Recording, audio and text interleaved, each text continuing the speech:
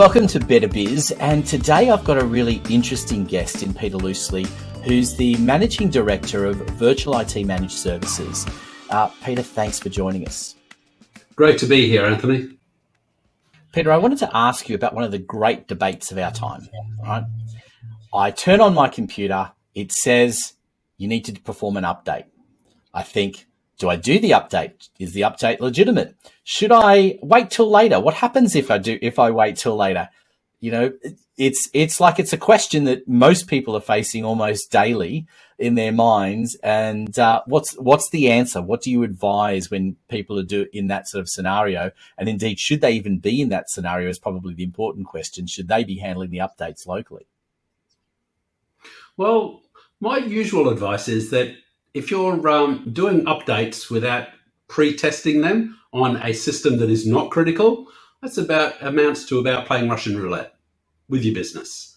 Because there has been many times, documented times, that Microsoft have released patches for major systems, such as one in, I think it was 2007, I believe it was, whereas they released a patch for an Exchange upgrade. There was a lot of administrators. It was told to be a critical, immediate update that was required. Administrators applied this update and the systems crashed. Then Microsoft realized that they hadn't done proper testing on this patch and there was a bit of a code error, but it couldn't be reversed.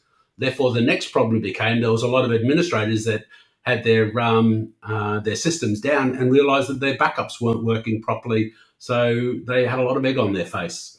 Look, with small to medium businesses though, doing updates is something that is still a risk because you can do an update on your system that'll cause a blue screen of death. How do we cover this?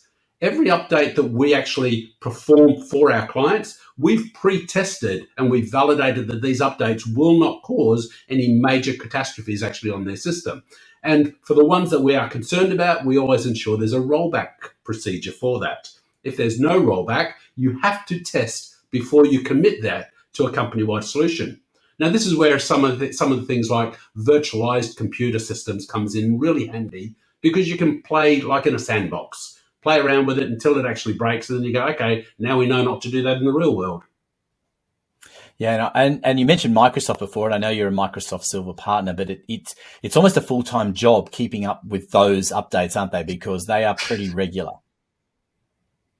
Well, the updates themselves is actually a bit of a burden because we do actually spend a lot of time ensuring that they are validated. But the biggest area we find with Microsoft is the amount of announcements we get out of Microsoft about changes that are occurring in the back end that we need to verify, such as within their SharePoint, within their Exchange systems, within service systems, of areas that they have decided are either not supported anymore or that are redundant, end of life. And they will actually just pull off the system without giving any user notification. And suddenly a user says, well, a feature used to work and now it doesn't.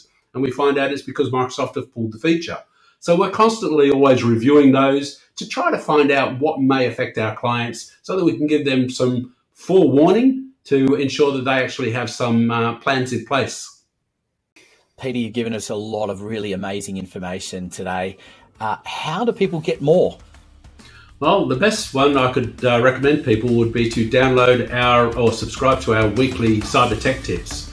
The tech tips are not a marketing tool. We use these as free advice to people to help them learn how to secure their systems. And we also give some great tech tips on how to get better efficiencies out of the software that they're using. It's only one a week, and we try to keep them short so that people don't have to spend hours or a large amount of time trying to go through the data, and it's easy to digest.